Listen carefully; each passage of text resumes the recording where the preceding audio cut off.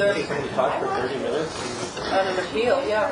Oh my God. What appeal was that Oh one? my God, she was on the edge of the fire. Oh, that was the San Andreas appeal? All right, if we're ready, we're calling the meeting to order. This is the regular meeting of the Creeks Restoration Water Quality Improvement Citizens Advisory Committee, Wednesday, March 12th. May I have the roll call, please? Chair Hockman? Here. Mr. Jordan? Here. Mr. Moldaver? Here. Mr. Schluter? Here. Ms. Longstreet? Here. Ms. Falcone? Here. And Mr. Weber, Mr. Wilson, Mr. Almy, and Mr. Justice are not here. All right, we move to item number 3, approval of the minutes from February 13th. I trust we've had an opportunity to review the minutes. Second. So we have a move approval in a second. All in favor? I do have one correction. We have a discussion. The draft has me leaving with 7B, but if you look below, you'll actually see that I seconded the motion to approve, and I actually left at the end of 7C because I was talking to Detective McGrew right as they were calling him up. Is this an order issue because we switched items, or because we did switch 2 agenda items? So no, that isn't that. All right. Any other comments? Well, let me rephrase that then. I'll move to accept with Mr. Moldaver's revision. Second. So moved and seconded. All in favor? Aye. Any opposed? Any abstain? And that goes. Item number 4, agenda adjustments. I'm continuing a trend. We're going to recommend an agenda adjustment and take a shorter item, 8B, the Arroyo Burr Estuary and Mesa Creek Restoration Update, and move that up on the agenda immediately before 9B, move it to 9A. And that's just a flip of our 2 items. All right. Any other comments on the agenda? Nope. Okay. We move to item 5, public comment. This is the time when any member of the public may address the committee for up to 1 minute on a subject within the jurisdiction of the committee, and the item is not scheduled for public discussion before the committee. I have no speaker slips, and I'm not aware of any, but I would like to take this time to welcome students from Dr. Adam Green's Environmental Studies class who are here to observe and see something about the public process. Welcome. Committee member and staff communications. I'll start with Mr. Benson. No? Nothing? Anything from committee members? Announcements? Mr. Moldaver. Thank you, Mr. Chair. You may have seen earlier in the week a disturbing national report about the amount of active pharmaceutical agents that are working their way into public water supplies. And one of the top experts on this topic in the state of California is Dr. Ido McGowan. And if the committee for the council is interested, it might be very interesting at some point later in the year to invite Dr. McGowan to come and update us about the parameters of this issue, especially since he lives right here in Carpinteria. All right. Any other on-screen? I'd just like to announce that on Saturday morning, the Douglas Family Preserve is having a restoration planting, and the public is invited. And Owen Dell, oh, it's already in here? Well, see, shows you what I am. I still. All right, anything else? Okay. Thank you. Moving to item 7, subcommittee reports. We had 2 subcommittees meet since the last committee meeting, watershed and budget. Mr. Benson, or is there a committee member that would like to speak of the watershed subcommittee meeting? Or Mr. Benson? I'd be happy to. Thank you, Mr. Chair. I just want to give 2 brief reports. One, the watersheds subcommittee met on February 20th to discuss the proposed technical assistance program that we've been working on for some years, and we will we will prepare and present a full presentation of the full committee on this program and the status of that program at our April or May meeting. Also, we wanted to let the committee know that the budget subcommittee met this week on March 10th. We discussed proposed modifications to the FY09 budget. This is a mid-year, some mid-year adjustments, fairly minor, and we'll have a presentation for the full committee in April on that subject. Mr. Benson, I believe that's a mid-cycle adjustment? Mid-cycle, yes. Okay. All right. And nothing else. Okay. Moving to the manager's report, item number 8. That would be Mr. Benson again. Thank you, Mr. Chair. I just had a couple of things to mention. One of them was already mentioned, and that is that the city is actually hosting 2 community planting days this month, and the first one is this Saturday from 9 a.m. to noon. The Parks and Recreation Department and the Friends of the Douglas Family Preserve will be holding a public planting day. They're going to plant native plants up at the Douglas Family Preserve. So that's this Saturday, March 15th from 9 to noon. The Creeks Division will be holding a community planting day on Friday, March 28th. And this is actually a project that we're working on in partnership with Santa Barbara Beautiful and Citrix Systems. And we have a lot of employees coming out from Citrix to do planting in Stevens Park. But it is open to the public, and we would love to see people turn out. And that's 9 a.m. to noon on Friday, March 28th. I also wanted to advise the committee, if you had missed it, that last month the City Council reviewed and unanimously adopted the Awanee Water Principles for resource-efficient land use. And I attached a copy of the principles to my report, but I just wanted to let the committee know that these principles are consistent with many existing city policies and with Creeks Division efforts, including creek and wetland protection and restoration, as well as reducing runoff pollution and improving water quality. And the Awanee principles are very relevant to both of the presentations we're going to see tonight. So I wanted to put them together with this report so we could take a look at all those things and see everything coming together. All right. Mr. Moldaver? I want to thank Cameron for that report, and I want to thank Councilwoman Falcone for the action of the council in approving the Awanee principles. Some people in the community may not remember that one of the key agents with that visionary group that drafted them is Dr. Bob Wilkinson, who teaches environmental studies at the Bren School and environmental studies at UCSB and lives on the west side. And I think as the city gets further into this issue, and the Creeks Committee as well, he also is a tremendous local resource that's respected throughout the western states for his knowledge about water policy. So it's great to see some of the visioning that he and Mary Nichols were doing 10 or 15 years ago actually being implemented now by the city of Santa Barbara. Thank you. Anything else, Mr. Benson? No? Okay. Well, we move to our business items then. As mentioned previously, for scheduling reasons, we are taking what is listed as item 9B first. And we have George Johnson to tell us about Arroyo Burro, Mesa Creek, and update us. Hello, George Johnson's my name. I'm the Creek Supervisor, and I'm going to talk today about the Arroyo Burro Estuary and Mesa Creek Restoration Project.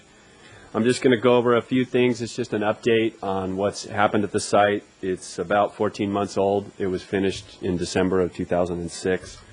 So if I can get this right. Yeah, I'll just touch on the 2007-2008 storms. Vegetation at the site, plant maintenance, erosion, deposition, and interpretive signage.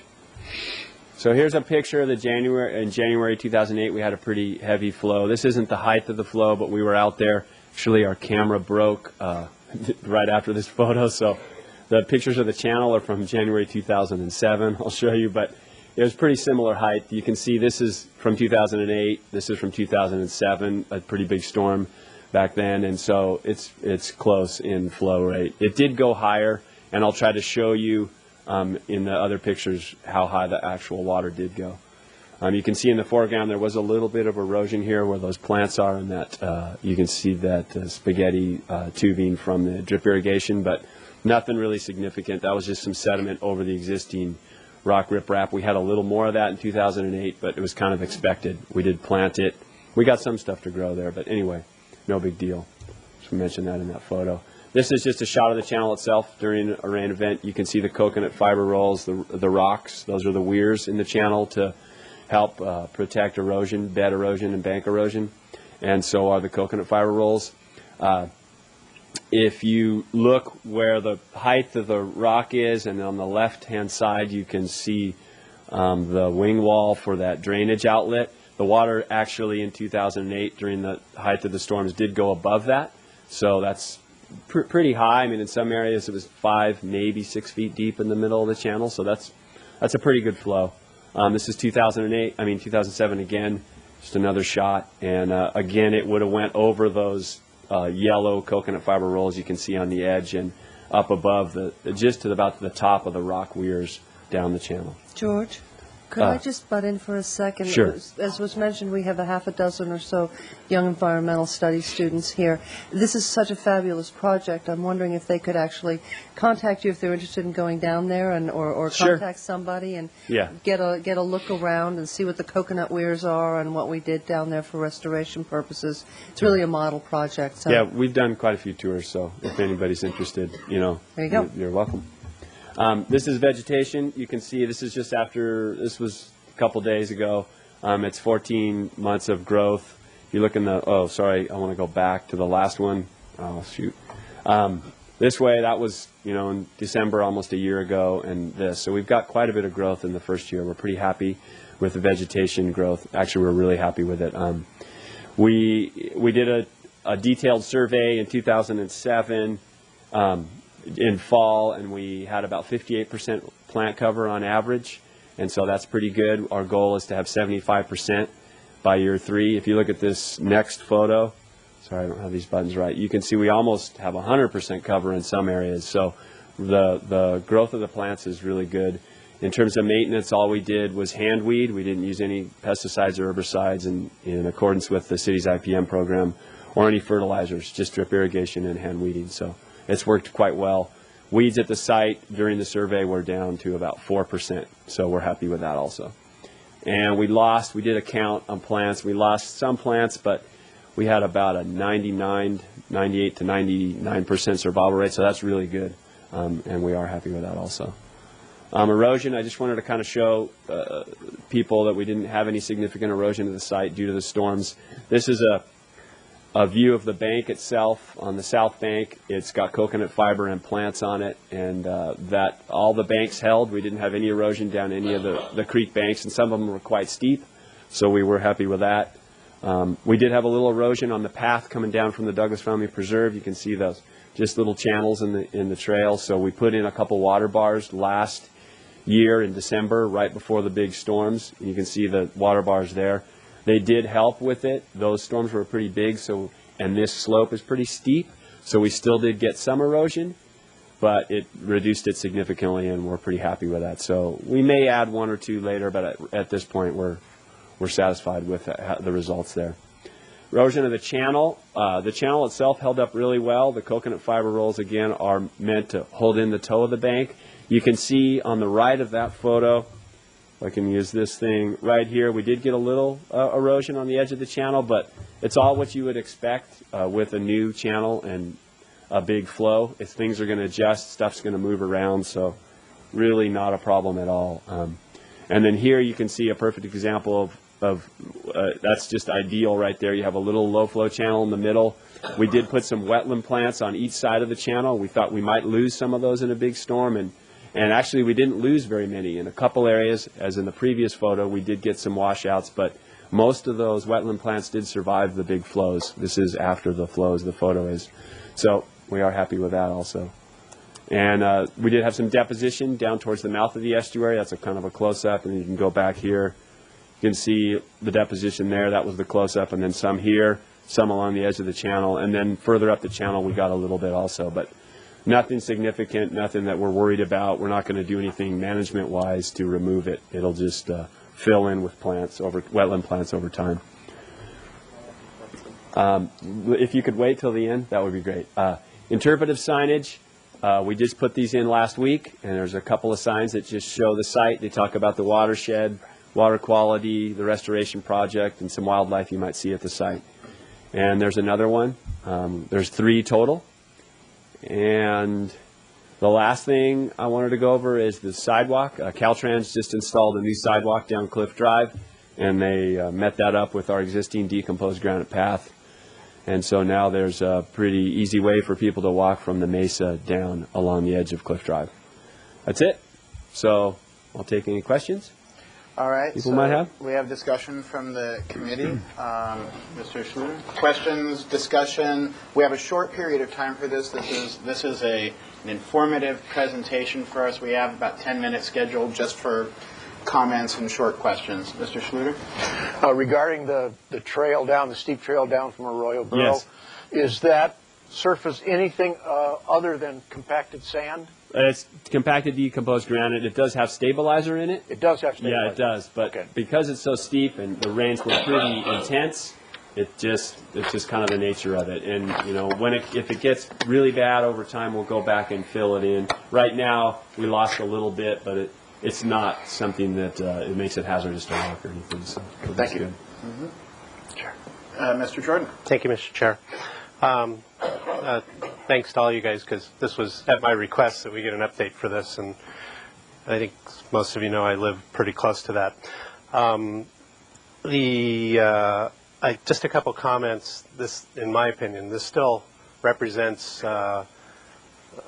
arguably the single most visible good accomplishment of the Creeks Division since Measure B.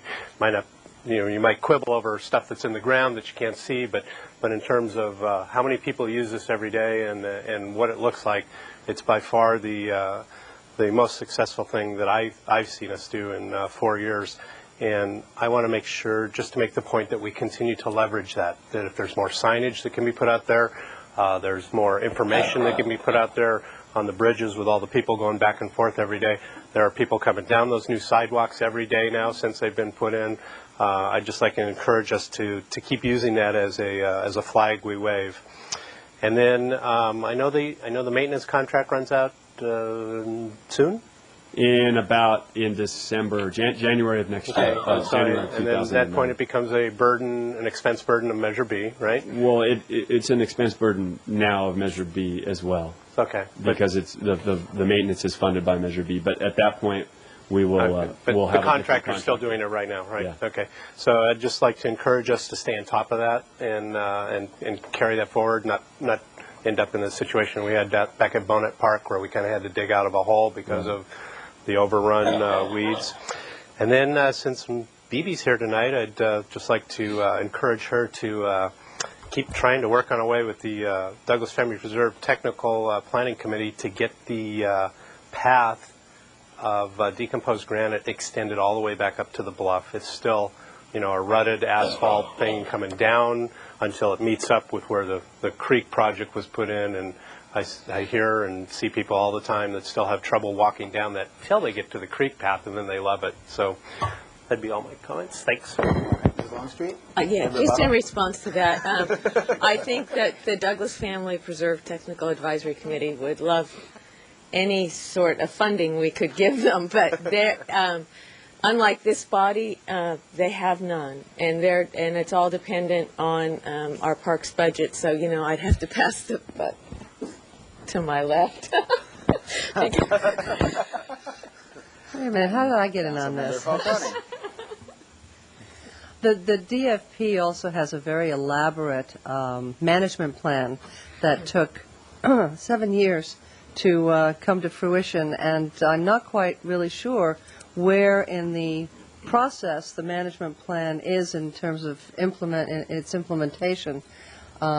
We can certainly find out for you and see whether or not that is going to be one of the first things that gets done or where it is on the list, because I understand your problem.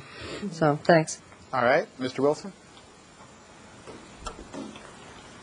Thank you, Chair. Just for the benefit of having the Parks and Council liaisons here, question regarding just an update of the footpath that was cut from Ellings Park entrance area just above it that comes down right by the intersection where the creeks DG path and bridge comes over. Just wondering what the status with that footpath is. I mean, You know, it's a bicycle trail. It's a bicycle trail. What they've done, I'm the liaison to the Ealings Park Foundation as well, and they have moved their BMX operation to Ealings Park South because they're undergoing, that's the old Jesuit property. That's where the hang gliders are and all of that, and the one that's directly across from DFP on Cliff. And so I think in order to expedite and make it easier for the folks engaging in that activity to get up and down to their track, which is now on the back of the Ealings Park South, they cut that trail. And that is open and being used. I don't know that it's open. I live on the Mesa, so I drive there a lot, and I've looked, and I think that they've got blockades on it still. Just seemed like an excellent potential pedestrian connectivity point between Arroyo Burro, Douglas Family Preserve, or Wilcox, and Ellings Park. Right. Well, one of the things that we're looking forward to, although it may not happen in our collective lifetimes, is the light that we're hoping to put on Las Positas right at the Jerry Harwin Drive, which is the main drive that comes down, because there is a connection from the west side over Ealings Park, and if there's a light to cross over, and then on the city park side, because part of it is Veronica Meadows on the other side of the creek, but on the east side of the creek is owned by city parkland, and at some point we're hoping to have a footpath down through there, which would then lead to the roundabout, which would have a crossing. These are all wonderful plans that exist on paper and in all of our imaginations at this point, but we're working on it. Those are the plans ahead, and then it would connect to the DFP and the Arroyo Burro. Great, thanks for the update. And George, thanks for the presentation. All right. I'm going to open this to public comment. I do have a speaker slip. Is it Mr. Moore? If you'd like to step up and introduce yourself, and I think maybe you had a question? Yeah. Great. Yeah. God, embarrassing. So just say your name for the record, and then go on. Yeah, my name's John Moore. I just wanted to clarify the definition of deposition. I know erosion is really bad, and deposition sounds equally as bad. So I wanted to get a further definition of that so I could understand it later when I hear it again. Maybe. Wonderful.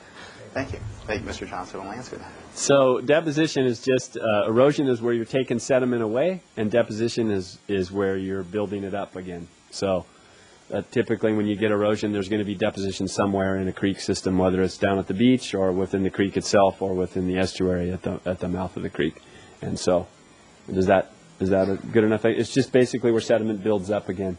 The loose sediment that is washed away, that's in suspension in the creek, in the water, then it falls out somewhere basically and builds up. No, not by humans, just by the activity of the creek channel. All right. Thank you. Thanks for the question. Anything else from the committee? Thank you, Mr. Johnson. Thank you. And we will move to the formally numbered 9A, low impact development. Autumn Malenka. Thank you. And we have, this is scheduled to be a fairly beefy presentation, followed by well, time-wise. We've got 30 minutes for presentation, 30 minutes for discussion, and we'll talk more about the discussion when we get there. But take it away. Great. Thank you, Chair Hockman. Thanks for having me. Good evening, everyone. Again, my name's Autumn Malenka, and tonight I'm presenting on low-impact development and focusing on water quality. I have to start off by saying that I've actually been looking forward to this presentation because over the past 2 years that I've been with the city, I've become more and more interested in the subject and the concepts And it's also actually directly related to the city's technical guidance manual for post-construction stormwater management that I've presented to y'all on, and it's currently under production. So hopefully this will serve as a good little precursor to some of the designs that will likely be in the technical guidance manual. And with that said, I kind of wanted to insert a little qualifier here because although I'm an advocate of LID, I'm also merely a student on the subject. So this is not meant to be a detailed design presentation on low impact development. This is more of a broad brush generalist approach to just give us some conceptual ideas. So what is low impact development? It's widely referred to as LID. And it basically is site development with ecology and stormwater management in mind. More specifically, it conserves or replicates pre-development hydrology of a site, meaning before a site is developed or redeveloped, maximizes pervious surfaces, therefore increasing infiltration, disconnects impervious surfaces, emphasizes source control, uses natural functions to capture and treat stormwater, and it uses biological removal of pollutants through plants and soils. LID focuses on cost-effective techniques, relatively speaking, reduces stormwater volumes, decreases runoff velocities, and improves water quality. So the idea of this slide is to show the numerous benefits. I thought it might be a little bit helpful to look at it as a visual schematic. The key elements of LID will start up there in the upper right-hand corner. Ideally implement small-scale controls. So dividing up a bunch of different or several LID designs on a site is ideal rather than a one design catch-all solution that mimics natural hydrology and processes. It customizes site design and ensures that each site helps protect the entire watershed. So it's not always just site-specific like conventional design today. It actually looks at the impacts of the design downstream. It includes maintenance, pollution prevention, and education. So a lot of LID goals educate and involve the public and reduces pollutant loads and increases efficiency and longevity. So if these designs are actually implemented correctly from the get-go, they can increase efficiency and longevity. LID directs runoff to natural areas, I already mentioned that. And by doing this, encourages infiltration and recharge of streams, wetlands, and aquifers. I think that's really kind of the main goal of low-impact development. And conservation is obviously another concept by preserving native trees, vegetation, and soils, and maintaining, as I said in the last slide, pre-development hydrology. We've all, most of us anyway, I want to say have seen this slide before. It just demonstrates the impervious surfaces of our city. The darker red areas are the higher percentages of impervious areas. So we can see that the lower areas of our creeks, especially Mission Creek, gets impacted pretty heavily from runoff. Poor Laguna Channel down here in the thick of it. Sycamore Creek lower here, and then a good portion of Arroyo Burro goes through all those really deep red areas. And the message here is that impervious areas have an inverse relationship on water quality. You can see down there in the lower left axle of this graph that the lower the percent impervious area, the lower the stream impact. It's a simple concept. Just another pretty visual. LID considers runoff really as its main goal to attack, if we can use that word. And it has, the designs have solutions for both the quantity, the volumes, and the quality, or the pollutants of concern. So low-impact development designs can be implemented in urban areas to address urban runoff, which usually is more volumes, higher volumes, in certain pollutants of concern like oils and gas, industrial waste, cleaning products, paint and solvents. But there's also LID designs that can be more tailored to residential runoff, maybe lower volumes but different pollutants. Some of the same, but some different, more fertilizers, pesticides from lawns. So what are the solutions that LID offers? By capturing smaller storms, and in our area in Santa Barbara, that's about 1 inch of rainfall. It's a common storm here. And allowing it to percolate into the ground, soil and plant biology treats the polluted water naturally. And by doing this, groundwater and aquifer recharge is increased, and peak water flow through drainage channels are reduced, which is a benefit for flooding, and erosion is minimized as well.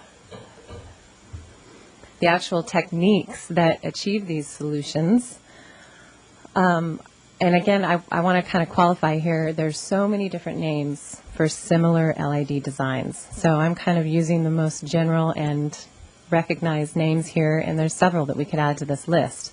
But I think that these are the basic concepts here. The first one I want to start with is the most simple and the least expensive, which is redirecting downspouts to vegetated areas in our yards or around commercial areas, directing them to either lawns, rain gardens, that sort of thing, or rain barrels and cisterns if you just want to retain the water and use it for later use or even household water use. The other techniques I'll be going over is bioretention, and a lot of different designs fall into that category. Bioretention designs include infiltration designs or flow-through designs, and those are grass strips and grass swells, BioSwells, which we're all very familiar with, rain gardens, tree box filters and planter boxes, and curb cuts along streets or even in parking lots. The detention basins and dry wells are a little different, and I'll define those as I go on. Green roofs, another concept that hasn't quite caught on here, but it's very popular in other places. And pervious concrete and permeable pavers, the more structural elements of LID. One thing I want to define up front before we even get into the basic design concepts of LID, and I have to apologize to Cameron because in a meeting earlier today I was supporting someone who was mixing these definitions up, and I got it wrong, which is why I'm trying to define it here right now, because this is always kind of a confusing aspect and it's hard to keep these terms straight. All LID practices implement these terms, detention and or retention. The designs all implement one or both of these concepts. Detention is temporary, short-term storage of stormwater. So it holds it and eventually releases it and lets it go. Retention is, you can think of it, another word that they use in the dictionary for retention is preservation. So stormwater is stored indefinitely and ideally ultimately infiltrated into the ground, but it's a longer retention of water. So we'll start with the first design technique that I mentioned in the bulleted list, which is redirecting or disconnecting downspouts. Two different ways we can do this, redirecting it to the yard. Normally in the left-hand picture, the gutters are connected to downspouts that go to some hardscape on the property and gotten off the property as quickly as possible. And those obviously end up in our storm drains and straight into the creek. The idea here is to just simply redirect that flow into landscaping, whatever it may be. The appropriateness of this, though, needs to be considered. It obviously should be 4 to 5 feet away from a structure is the common goal to avoid impacting the structure or the foundation. And you should consider, what your soil permeability is or how your grading is in your yard or wherever this design would be implemented. The other idea of disconnecting downspouts is to send it directly to a rain barrel or a cistern. This concept has been around for centuries, but it's just getting a renewed amount of attention these days. The picture on the left is a household rain barrel. That's probably about a 55-gallon rain barrel there. And the one on the right is a much larger cistern. As they get bigger, I guess we start to call them cisterns is the concept, and that's a commercial application. So I wanted to just give a general idea of how these things are designed.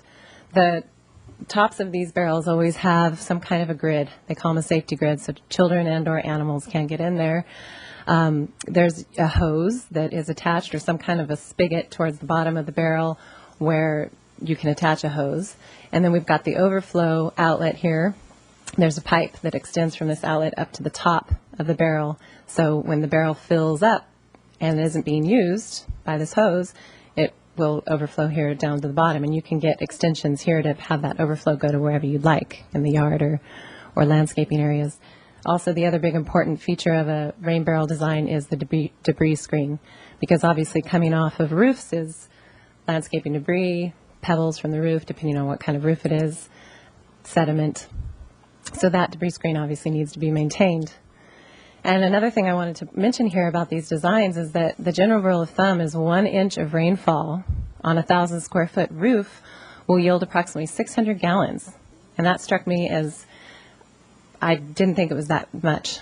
1,000 square foot roof is pretty typical roof size in a city, and that will yield 600 gallons. So just to give you an idea of the amount of runoff that comes from our roofs.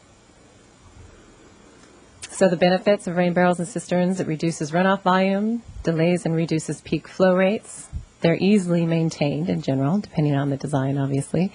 It's applicable to residential, commercial, and industrial sites, so they can go pretty much anywhere, big or small. It's a good solution for common site challenges that pose restraints for other LID designs, like slopes or high groundwater. A lot of times we'll resort to just simply containing the water and using it for other things. It conserves potable water if you're capturing rainwater for household use, and it's low cost, again, relatively speaking. It is inexpensive. I've been doing research on this, and you can purchase a rain barrel for household use for as little as $50, obviously depending on how big you want the barrel to be. The designs are really simple, too. There's a lot of information on the internet and books that show you how you can buy a few pieces, and design one of these on your own. We'll move on to bioretention. This is really kind of the big hitter of low-impact designs. These include a lot of different design concepts, but I'm going to kind of lump them together here. The first slide that I have here demonstrates simple curb cuts along a road. You can see that the water just enters these landscaped areas via these openings. So this captures nuisance flows during dry weather as well as stormwater. You've got plants here for uptake of water. Obviously, soil will aid natural filtration, and the gravel here aids filtration, is also used as an energy dissipator. These bioretention designs are more BioSwells. I just wanted to show you one holding water, and the other one which is designed to filter water a little more quickly than this one, simply because the grade is steeper. You've got gravel here in the bottom. That'll aid filtration more quickly.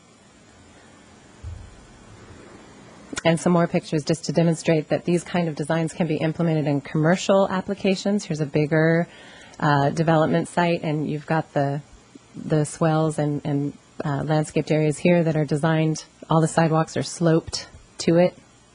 And then this is a multifamily residential design. All of the rain gutters are directed into this well here.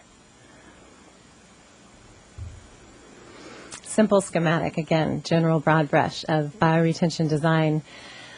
This one shows bioretention using plants and soil media. You can either have water get into this design via surface flow or a pipe connected to roof drains.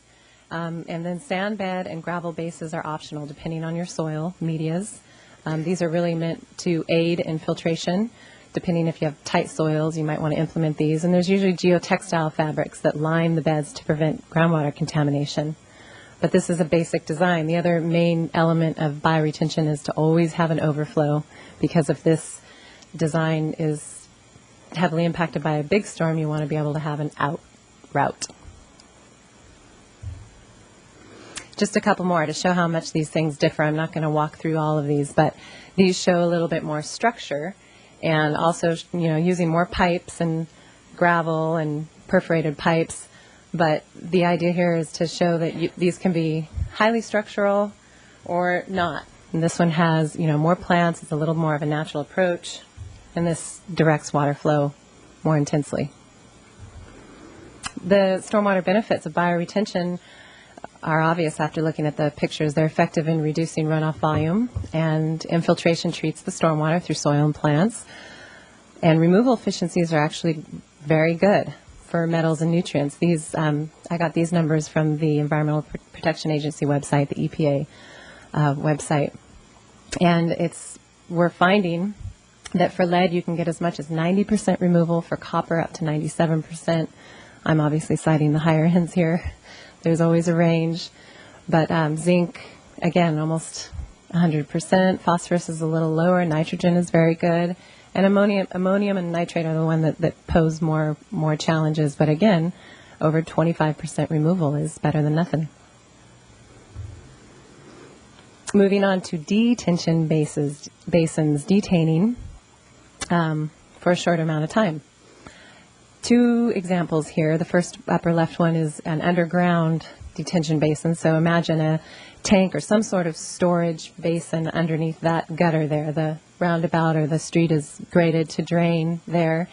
And then a detention basin can be such a huge range of detaining structures. It can be a tank, it can be a dugout, bed with sand in it, sand basin. The one on the lower right-hand side is an above-ground detention basin. The actual swale itself is the detention basin. These are dry detention basins. They only hold water during storms. So when it's dry, there are areas that can be actually used rather than filled up with water and unusable. Then there's wet detention basins, and I just wanted to put two pictures to show that the size of these really obviously vary. There's a huge park detention basin, and then the lower right hand shows a residential application. There's probably several small detention basins here. The benefits of these is that they can be designed to infiltrate or detain. So depending on the site needs, you can hold it for a short or a long amount of time. You can design the basins depending on the need. It slows stormwater runoff, so that addresses peak runoff issues, reduces peak discharges. You can save space, as I mentioned. They can be designed as strips or placed underground or designed as dry detention basins, so you can use the areas as green open space. They capture sediment and toxins associated with particulates, and they can be easy and inexpensive to construct and operate because there's less usually design to these things than bioretention. Green roofs, one of my favorites just because they're interesting, because they're not very much around here. I mentioned these are really popular back on the East Coast, up in Portland and Seattle, and a few have been implemented south of us, down in LA County and San Diego. This is one back in Chicago at the roof of their city hall is a green roof. Upper left is Ford Motor Company in Irvine. There's one in our neck of the woods. And the lower right hand is a 2-acre roof that has been converted into a green roof. It's a shopping mall in Pennsylvania. So the size of these things can be massive. And obviously the bigger they are, the more water we're retaining. I like these as an example of showing how creative we can get with green roofs. There's a corporate putting green on the top of an office building. I'm not sure where that is, but I thought that was funny. And then the herb garden on a Vancouver waterfront hotel. So the hotel restaurant goes up to the roof and gets their herbs for cooking dinner that night. The design. This is definitely more structural design from the LID concept toolbox, but they work. They've been implemented for decades in other areas.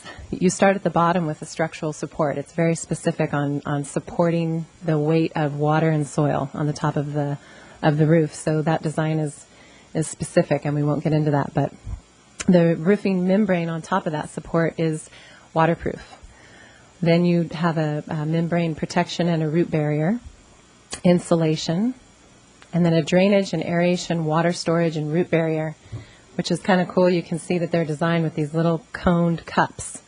So the plants can slowly use the water as it's needed. So it's like a storage ability. The growing medium, which is the soil, can be as shallow as 2 inches on these green roofs, depending on the plants you want to use. 2 inches. So that's less weight, and if obviously it offers less storage, but if you want to get some, there are some roofs with that little amount. And then the vegetation you choose is obviously relative to soil depth and the amount of rain that you get in the region. So those plants would be tailored to Santa Barbara. And the benefits of green roofs is that water is obviously stored up there. It's used by plants and returned to the atmosphere through transpiration and evaporation. A green roof with 2 to 8 inches of growing medium can hold approximately 4 to 6 inches of water.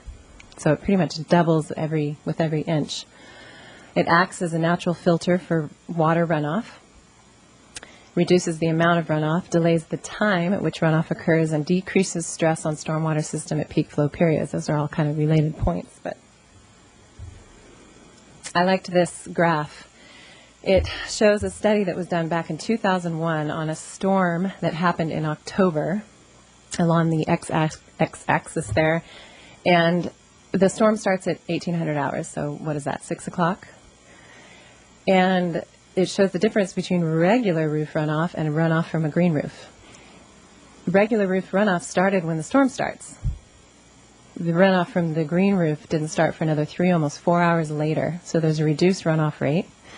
And you can see from the difference in the line heights that the reduced runoff volume is obvious. It's about 5 millimeters difference. The storm maxes out at about 30 millimeters or a little more, but the runoff from the green roof only hits about 25. Pervious pavers, another one that there's a lot of different opinions on, but as they've been improved over the past decade or so, studies are showing that they're becoming more and more dependable and usable in commercial applications especially. The upper left photo shows pervious pavers in a parking lot. The lower left one is like a drive-through or maybe a long driveway, I'm not sure which.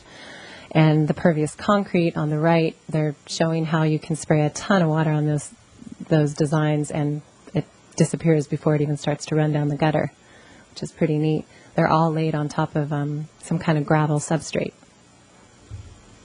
Here's a simple design of pervious concrete. It's very simple. You've got some kind of geotextile fabric underneath and a stone bed over that and a perforated pipe for overflow. So if the structure gets too filled, there's always an out route. For porous asphalt and paver design, the basins are going to be a little bit deeper. But basically the idea is to, again, filter fabric or geotextile here to line the surface. And the subgrade has to be compacted a little less so than it would normally for like a road in order to encourage infiltration once it gets past this area. But it's filled with stone aggregate with a 40% void space for stormwater storage and recharge.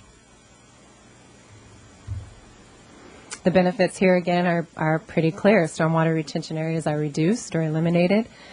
This allows increased land use, which is a big challenge here in Santa Barbara. Everything's so built out that people hate to give up space for these low-impact development designs. So some of these pervious concrete and pavers can help alleviate that. They're designed to capture and treat hydrocarbons, which is great because the cars contribute to that.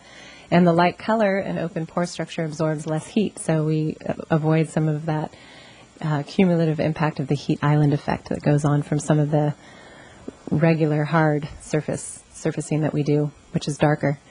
And because it has open pore structure, it allows trees to receive more air and water. So it actually encourages like sidewalk tree growth to be more successful. The effectiveness of this, there was a study done almost 20 years ago, but it's been supported by more recent studies, and it's still used by the Environmental Protection Agency in a more recent report that they put out in 2004. These are from Virginia and Maryland. Virginia maybe is a little more comparable to the amount of rain that we get here than Maryland, but anyways, it shows that total suspended solids is a success. It's a pollutant of concern that these things can capture up to 95%. Total phosphorus, get about, somewhere in the mid-range. Total nitrogen, 80 to 85%. Chemical oxygen demand, 82%. And metals was another really good treatment at almost 100%. I wanted to get to closing the presentation with just some examples of local low-impact development that we've achieved in our city. The Hayward Design Center, most of you guys are familiar with that. They've used permeable pavers, concrete driveway. They've got a big cistern or detention tank underneath. They capture their rainwater through disconnected downspouts. Casa Nueva is one that uses some real pretty planter boxes that are used to capture and treat stormwater and some swells along the side of the building. Ampersand is their parking lot uses permeable pavers and grass strips. And the South Coast Watershed Resource Center also uses pervious hardscape as well as disconnected downspouts down into native plants underneath the building there. And the Creeks Division, I obviously had to highlight something from us. This BioSwell was recently implemented at the end of Soledad Street, and this street used to just directly run off into Sycamore Creek, which runs right over on this side, and the water used to just flow off the street with all the trash and hydrocarbons and discharge down the slope here. Now there's a cobble-lined channel that goes in here, brings the water in this way, or brings the water along this side this way. Slowly filters through the BioSwell, which has soil and plants. Plants will eventually fill in a little better, and treats the water before it goes into the creek. Cameron and I were there on a super rainy day, and it was functioning quite nicely. The water going in was a lot dirtier than the water going out. Cost benefits. There's been a lot of recent studies on this because people are worried about, a new design costing them more. Money talks. So December 2007, EPA summarized 17 case studies across the U.S. There were a couple on the West Coast of developments that included LID practices. And the conclusions were that applying LID techniques can reduce project costs and improve environmental performance. And in the vast majority of the cases, significant savings were realized due to reduced costs for site grading and preparation, stormwater infrastructure, and site paving and landscaping. The total capital cost savings ranged from 15% all the way up to 80% when LID designs were implemented. Here's just a real fuzzy table for you. It just summarizes that 2007 study. And the column I wanted to focus on was the cost difference here after LID was implemented. It goes all the way from like $20,000 up to $800,000 in savings. And how is this achieved? LID saves money because the total volume of runoff to be managed is minimized, so you're dealing with less water.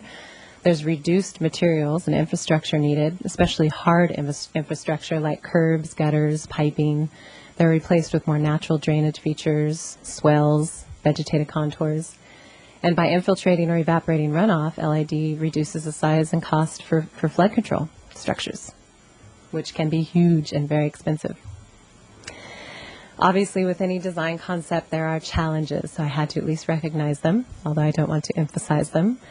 The main challenge, I think, of low-impact development is that it's a change from status quo. A lot of people, engineers, builders, have kind of a knee-jerk reaction to it because it's not what they learned in school as the right way.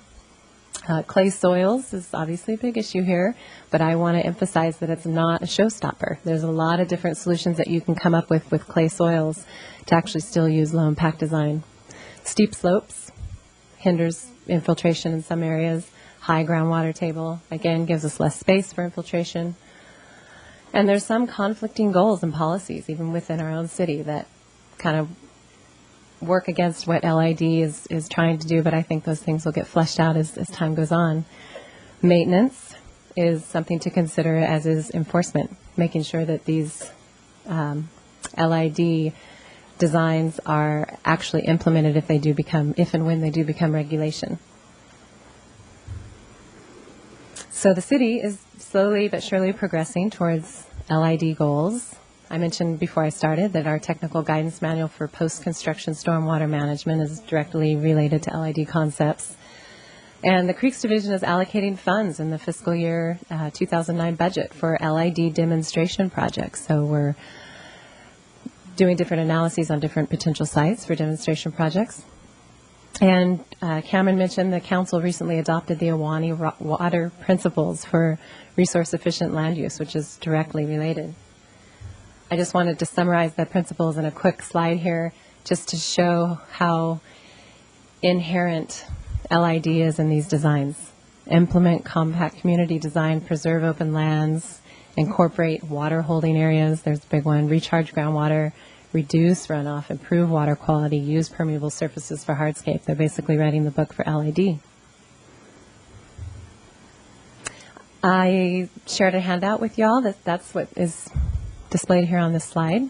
So just for future reference, these are sites that I use over and over again almost every day. And that concludes my presentation. Thank you. Thank you. Ms. Malanka. Let's open it up to the committee first for clarifying questions or concerns. Mr. Moldaver? Thank you. Very, very exciting and comprehensive report. During the year that you've been doing your research on this, what would you say would be the 2 or 3 most surprising findings that you found that might be applicable to the greater Santa Barbara area? Well, I mentioned that why I tried to put up the graphs of the treatment capabilities that some of these things had. I thought that the high percentage removal rates was surprising to me. I thought that, with soils and plants, maybe we were decreasing things by a quarter, maybe half. But as these things are designed more and more efficiently and correctly for site conditions, it seems like they're becoming more and more successful. So that was one. And the other one is, well, I mentioned my enthusiasm for green roofs. I didn't realize how much they're used in other areas and the success that those have had, because roof runoff is a huge surface area, impervious surface area for runoff. Those are probably the main things. Okay. Any, Mr. Wilson?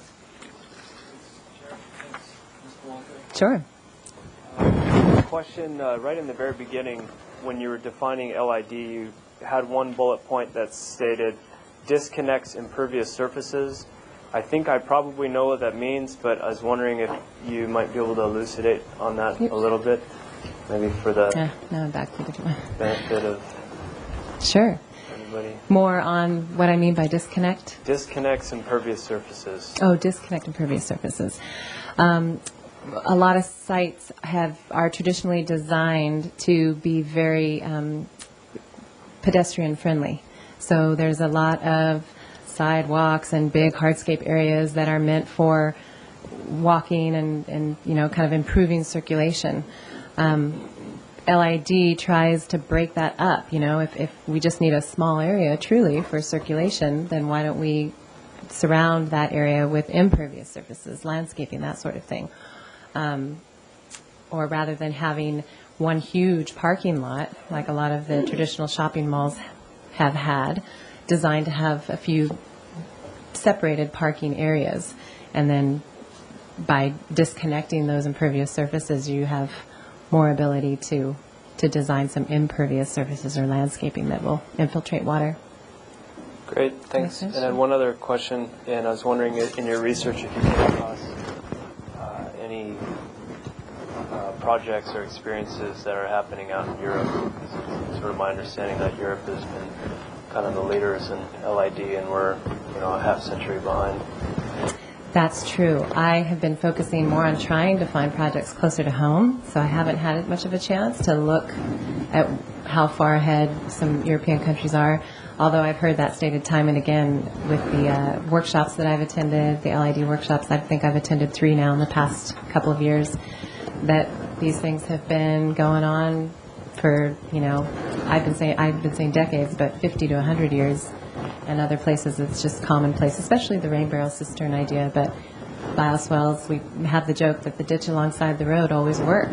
We just got away from it. So I don't have many examples to share, but for Europe specifically. Might maybe focus a teeny little bit of your research in that direction. Sure, that's a good point. There's a lot of information out there. Any other clarifying questions? Mr. Schluter? Yes, I have 2 separate questions. You suggested or hinted that rain barrel water is potable. Is it really? It can be made potable. It can There's be made a lot potable. All right. I'll let you go finish. So that's mostly for irrigation exterior use is what you're recommending. That's right. That's a good question, actually. There's not only requirements that the county health department has on using rainwater for water in your home. So you have to have certain treatment measures installed to be able to legally do that. But there's also really, simple designs, systems, but also complex systems that will actually treat water all the way to the extent of making rainwater your drinking water. But there's different levels of treatment that you can implement depending on if you want to use it as toilet water or sink water. I would expect to find those larger systems at industrial applications where there's enough volume to justify. Where there's more water. But actually there's several examples where residential applications have been really successful. My second question area is on your cost table, your cost benefits slide. Mm-hmm. Can you put that up there? And do you know anything about what I find to be quite incredible, 80% savings? I have the report that I'm more than happy to share. You're talking about did I pass it? I think I did. It was the fuzzy, no I didn't. It was the fuzzy table towards the end. This one. Yeah. What was Bellingham City Hall project? I thought this might come up. The specifics of, I read this report probably 6 months ago. So to be honest, I don't have the specifics of each of these projects. Although I do remember that, for example, the Kensington Estates, right there about in the middle, it's the only one with a negative number. They actually increased their cost by implementing low-impact development designs. They went above and beyond. They just did the Mac Daddy of every low-impact design you could implement there. So that was kind of the reasoning for that. But as far as details for each of these projects and how they were able to obtain these cost savings, I'd have to just share the report with you. The reason I ask is that as this develops further and you make presentations and try to get more people involved, I'm concerned that somebody's going to say 80% cost savings and find you incredulous because of that, or conversely, well, that means I'm going to save 80%. Right. So I would want to be cautious about how numbers like that are presented. Thank you, Mr. Chair. Mr. Jordan? Thank you, Mr. Chair.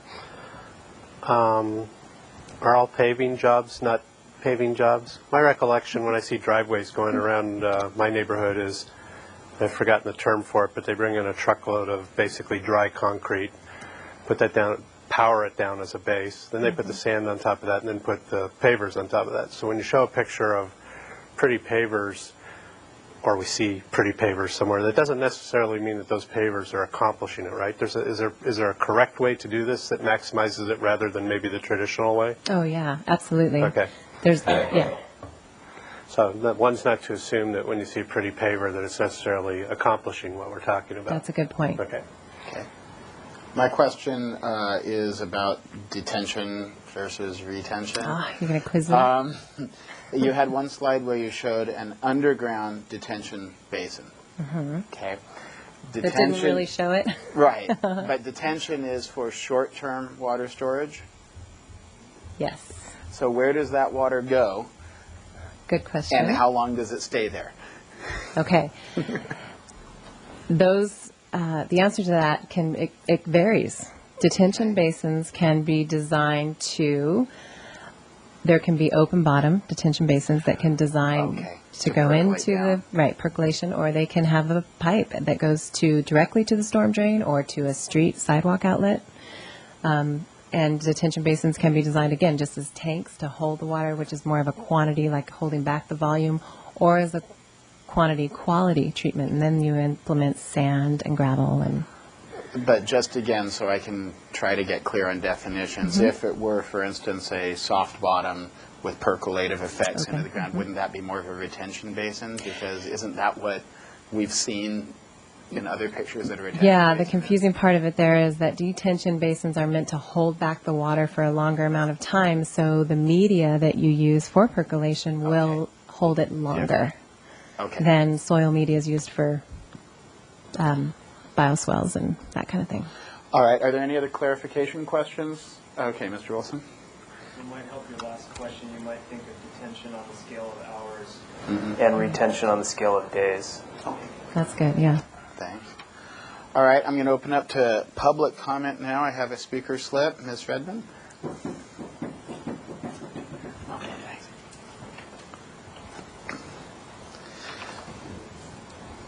Good evening, Chair, committee members. Thanks very much for that presentation, Autumn. That was one of the best presentations I've seen on LID, and I've seen a lot of them lately. There is a growing consensus that LID is the best way to address stormwater runoff. And that's obviously our number one pollution problem here in Santa Barbara and in a lot of other places. It just makes sense. As Autumn mentioned, LID has multiple benefits, not only for water quality, but also for water supply, flooding, habitat issues, and aesthetics and cost savings. I think it makes a lot of sense for the city to dedicate attention to promoting and advancing LID. It's a more cost-effective solution and investment than end-of-pipe treatments to reduce pollutants in stormwater, because that just treats the symptoms of the problem on a patient-by-patient basis, whereas LID gets to the root of the problem by treating the disease. Channelkeeper strongly urges the city to take a leadership role in advancing and implementing LID.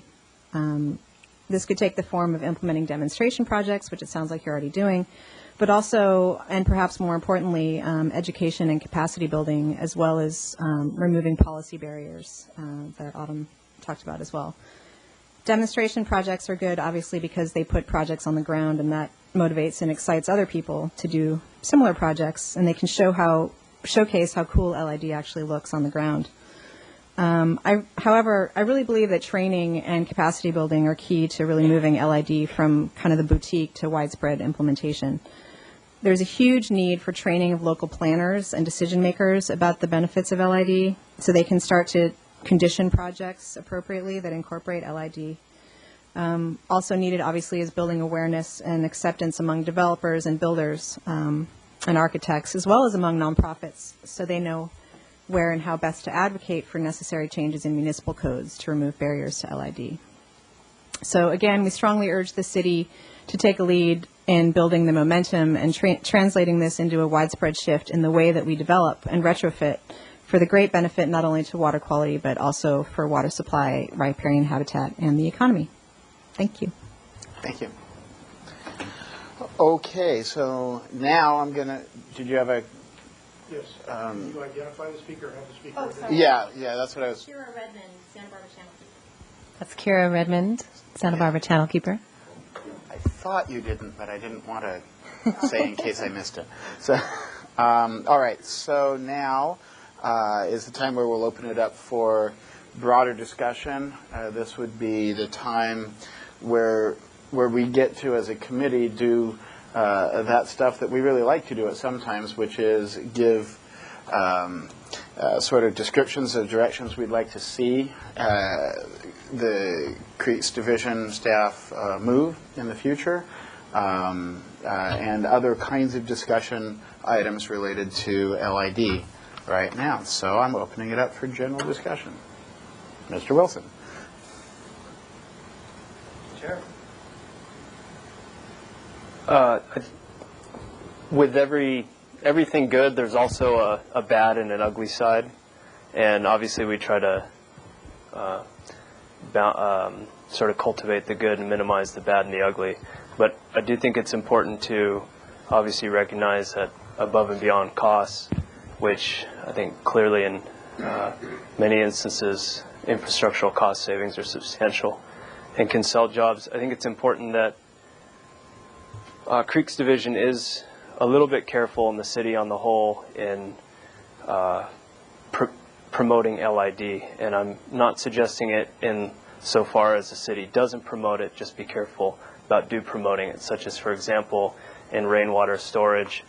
If somebody's going to do something like a rain barrel, they got to make sure that mosquitoes are excluded, something as simple as that. I mean, not just having a child fall into it or a rat fall into the tank and get stinky. But, you know, painting a picture like metals uptake up to maybe 100%, you got to understand also that, you know, that's if there's maybe annual maintenance and removal of that vegetation, and then what happens to the metal sort of tainted plants. They have to go somewhere. So I'm not trying to be negative here. I'm just saying that there's a lot of different sides of the picture that I think maybe the city's or the Creeks Division's role might be to encourage LID, but maybe defer to the like Schuler Center in Maryland and EPA, and maybe not necessarily, you know, just be careful with the numbers and the rosy picture. You know, present a balanced picture. I think that just, you know, from a sort of community responsibility liability perspective, it might be worthwhile. But clearly, LID is encompassing so many principles that Creeks Division is working towards in the city, and it's extremely encouraging to see this, and I certainly would love to help out in any way, personally or professionally, that I can. Good. Thank you. Mr. Jordan? Chair. I'm sorry. Everybody gets married, and then I have trouble with their last name, so I'm just going to say Kira. I agree with you. But I have 2 points to make, and one is that the division has to be part of constant and upward pressure and putting us in front of the culture change, getting the culture change moving that needs to happen, and happen in a manner that it becomes whatever it becomes is an accepted requirement rather than part of the discretionary approval mayhem where we're trading increased parking or vehicles for somebody doing an LID project on their property, to where it's actually not a horse trade but a requirement. And I think we need to lead the way in that, and not necessarily be ready to lead the way in dollars, but be ready to lead the way to change the culture, so the dollars that are being spent every day right now are being spent in a different manner, rather than us going in and doing remodels with Measure B money on dollars that should have been spent a different way. And the other point is, in addition to the demonstration projects that we have planned for next year's budget, is I would suggest that we are concurrently working on strategies to either encourage or subsidize, especially at the residential level, something I would draw a parallel to the sewer lateral program, although that was a little less than I had hoped for too. But some of the things I wrote down here would be, and it may not even be the Creeks Division that's the go-to guy, but we need to be pushing somebody else to be the go-to guy, whether that's environmental science, environmental services, or water division, whatever that is. But so that residential customers can get pre-construction advice, or they can, from somebody who's a subject matter expert. They can get post-construction remedies for those of us who listened to the city when they said, put all your pipes underground and take it out to the city in a curb cut, in a curb hole, take it out to the thing. And we should be in a position to start planning for some type of subsidy. I mean, we made a point of saying that there's some very inexpensive methods to take care of your downspouts, either in redirecting them or putting cisterns in. We should be looking at ways to plan for that we're going to be involved financially and encourage people to move in that direction and get the ball rolling. So, thanks. Okay. Mr. Schluter. I would underscore what it's been said, that it's a matter of changing the culture. Like smoking was common, and now it isn't. That this is all sort of automatically thought of as a part of it. What are the immediate plans in the Creeks Division for LID? Where do you see it going in the next few months? Do you want to take that one, Cameron? We have a number of different projects in the short and longer term underway right now. This isn't necessarily an absolutely new concept. As Autumn showed, one of the pictures we did last summer as part of a youth apprentice program where we put a BioSwell in at the end of the street. We've got a much larger project that you're all familiar with out at the golf course, where we're going to be taking stormwater off the golf course, but also from the surrounding neighborhood, and treating that water in a series of swales, detention and retention basins on the golf course. We also have funding in our budget. Well, excuse me, Autumn also mentioned the technical guidance manual that we're preparing, and that's a guidance manual to actually provide the information at a very technical level for large-scale type projects, but also at a simple level for some of the smaller designs Autumn mentioned. I mean, some of these things are as simple as as changing your downspouts around. And I've done some of these things at my house just to test it out in these last series of storms, to see what kinds of things, what kind of effects happen, what the costs are. They're very inexpensive. They're very inexpensive options. In terms of training, we have the technical guidance manual will be presented to the City Council in June of this year. Immediately following that, we will begin, after the Council's approval, we'll begin with training internally with city staff as well as externally. We're already working with many different city divisions, but also county divisions, working with vector control on those kind of mosquito issues. We have one of the things that came up in our subcommittee, our budget subcommittee meeting this week, was talking about putting additional resources into the FY 2009 budget for some LID demonstration projects. The idea there is to do some additional projects on public property, on city property, that can be used as examples as the city goes forward with development or redevelopment of streets, sidewalks, parking lots. In Mission Creek, I think somewhere between 50 and 75% of the impervious surface in the entire watershed is made up of driveways, parking lots, streets, and sidewalks. And so we're really looking to those areas because it's a place you can really get a big bang for your buck. We have looked into some of the issues. I just want to mention one last thing with regard to the metals and the issue of concentration of metals in these types of facilities. That was something that immediately came to us as a concern as well. We're directing all these things into natural areas. The metals are going down into the soils. The metals are going into the plants. Well, the same metals currently are going into the creeks and into the ocean, and they're being spread but accumulating in those areas where it's very, very difficult to manage. We did find some researchers who are looking into that issue. Most things like hydrocarbons and other pollutants that we're interested in are broken down in the soils or taken up in the plants. The metals are not, but you're concentrating them in an area that's imminently more manageable than all of the creek beds and beaches in Santa Barbara. And so you can go in and you can excavate and you can take those plants that are contaminated out and they have to be disposed of properly, but you can dispose of them properly. It's a much easier issue to manage than it is to try to clean the sand off the beach. So we're looking at a range of different options. Of course, we're going to continue with community outreach. Autumn and I have been working very closely with architects, landscape architects, the Contractors Association, a range of people in the community who are engineers who are going to be implementing these kinds of things in the future. And we've been working really closely to get their input, to try to respond to their questions, to make sure that we can create a manual and a product that's really workable out on the ground. Thank you. Okay. Well, I have a follow-up question to that, and then a couple of other comments. And I don't want to be alarmist, but when I hear us talk about concentrations of metals, and then proper disposal, I guess I'm sharing Mr. Wilson's concern that without proper education, that might not happen on a timely basis in a lot of places.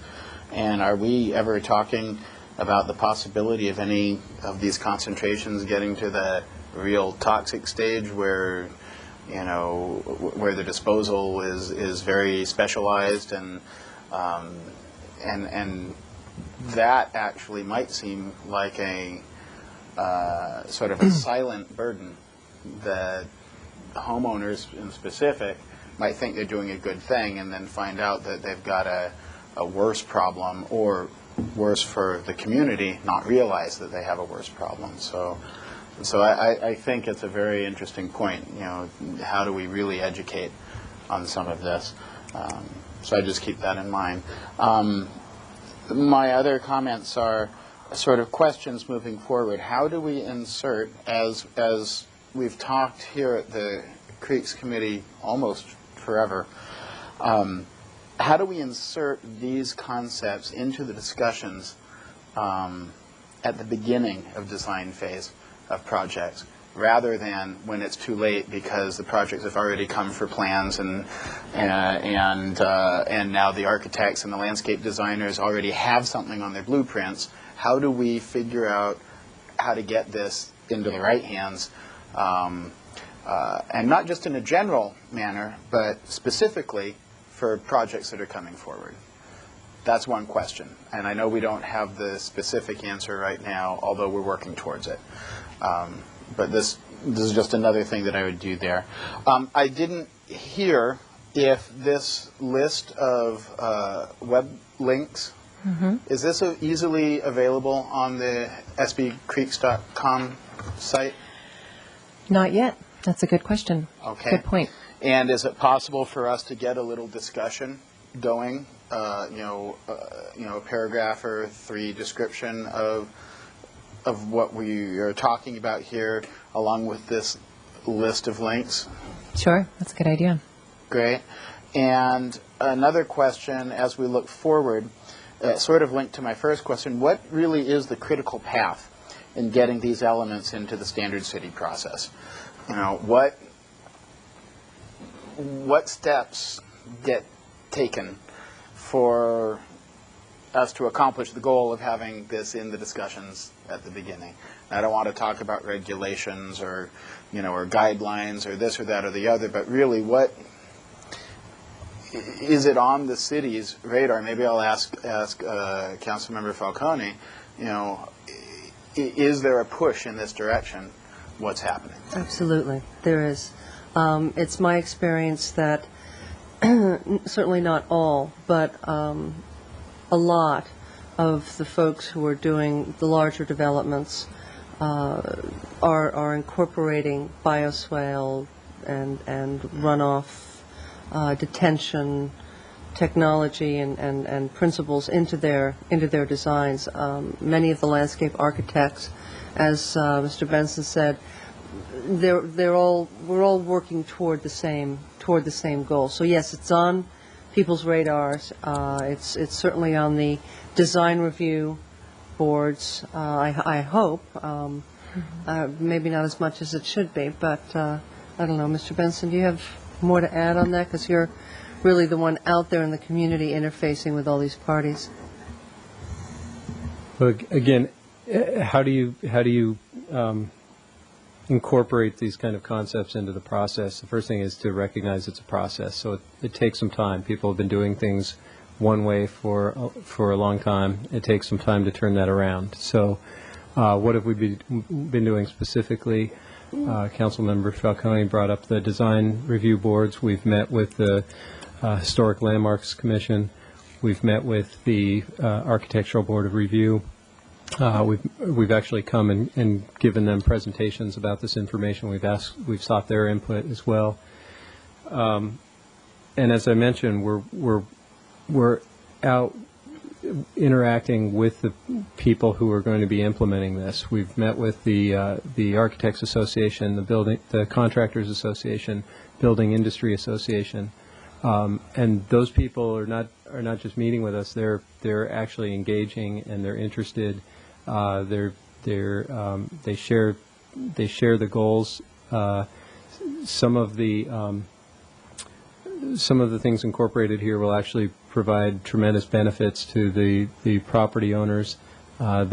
These design professionals recognize that, and they're participating. They're trying to help us create a project that actually, or a product that actually works for them out in the field. And I think that doing that groundwork early and creating something that's actually usable for them is really critical to being successful in implementation. Okay. Ms. Longstreet? Just to follow up what Mr. Jordan had to say, I think it's very important on the projects, the new projects. But if you look at our city and how built out we are, we really have to get to the already built projects that are able to make the little changes. And I think that's where we're going to make the biggest difference in our community. All right, Mr. Schluter. Do we have any metrics to measure how we're doing, or do we even need something like that? So that we could say a year from now, X projects have incorporated this technology, or we've retrofitted 1 million cisterns or something like that. Are there measures of how we're doing, and are we? Not that I know of. It's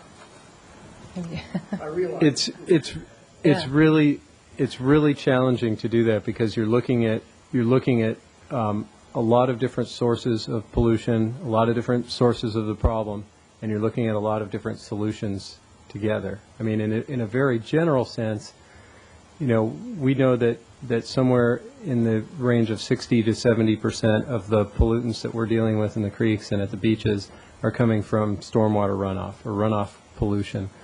To the extent we reduce the amount of runoff, there will be some corresponding reduction in the pollutants coming in.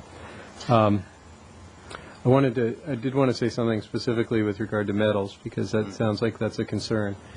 In all of the testing we've done, the metal that we find most often is copper, and it's generally at low levels, but it's something that we're watching and we're trying to learn more about.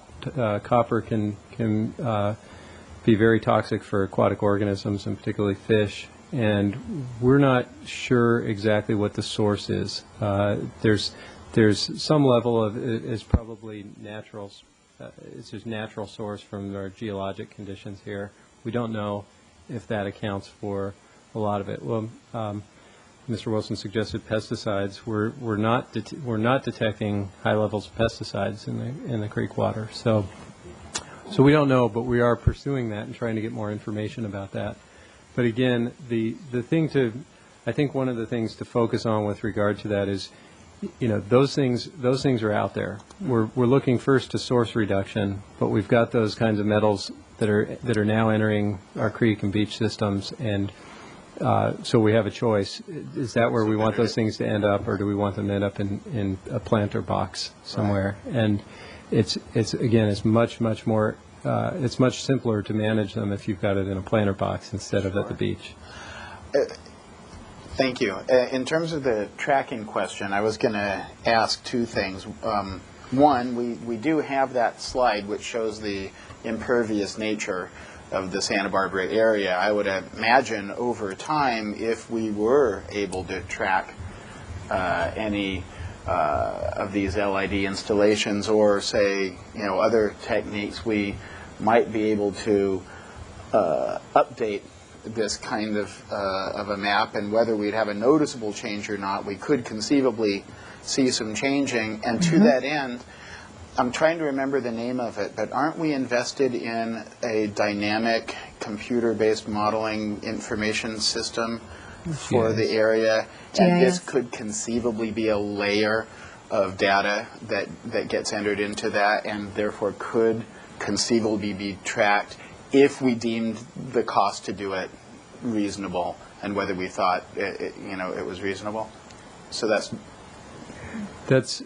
a very interesting observation and suggestion, and I think that's something that we can come back to the committee and look at in the future. One of the things, I believe this slide came from some research done by some Bren School students for a project that they were doing with in conjunction with the Santa Barbara Channel Keeper, and the resolution and the detail of this map may not be high enough for us to be able to take that percentage, but we may be able to look and see what we need to do to upgrade that resolution. And the reason I say your question is right on target is there are a number of state agencies, and in the last week I've been to a hearing for the Ocean Protection Council. It was held down in Ventura, and of the State Water Resources Control Board that was held up in San Luis Obispo. Both of them have some funding available for low-impact development projects over the course of the next year or two. And one of the specific things mentioned by our Regional Water Quality Control Board staff member was an interest in a project in a community that was looking at impervious surface at sort of a macro level like this and setting a goal for itself of a certain amount of reduction over a certain number of years, and that was something they would be interested in seeing, and that they would be interested in funding a project that was going to help a community take a step towards that goal. And so I think that's right on. So that's something we may want to look at in the future, and we can certainly look at whether the city's GIS is able to provide us with high enough resolution that we can have some measurable result like that. All righty. To follow up on that's precisely what I was talking about. I have no doubt whatsoever that you're not going to be able to see direct measures of water quality changes. But over time, I don't think you'll ever see a change on this map.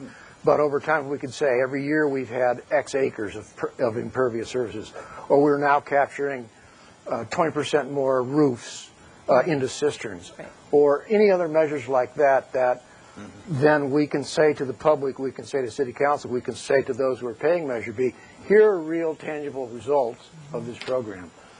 And I just think that keeping that in mind as you further this, I think it would be really good as a justification for Measure B, nothing else. Good. But I also appreciate the difficulty of it. I don't underestimate that at all. That's good, though. All right, Mr. Wilson. Thanks, Chair.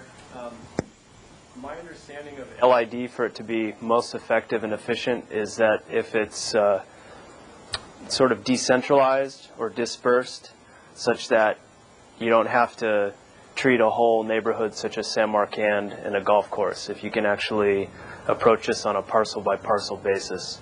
Obviously, the golf course is ostensibly one parcel, but on a much smaller scale.